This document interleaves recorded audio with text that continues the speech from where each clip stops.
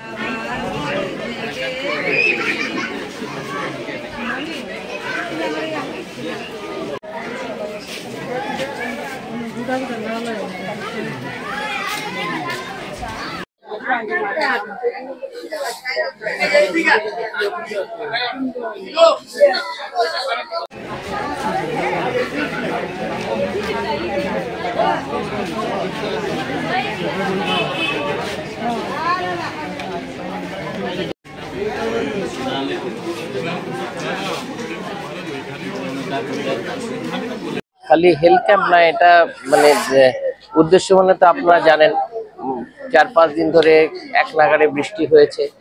বৃষ্টি হওয়াতে ত্রিপুরাতে মানে বিশেষ করে আগরতলা শহর সংলগ্ন অঞ্চলে বেশি অনেক মানুষ এই বানভাসী হয়ে তারা বিভিন্ন জায়গাতে আশ্রয় নিয়েছেন।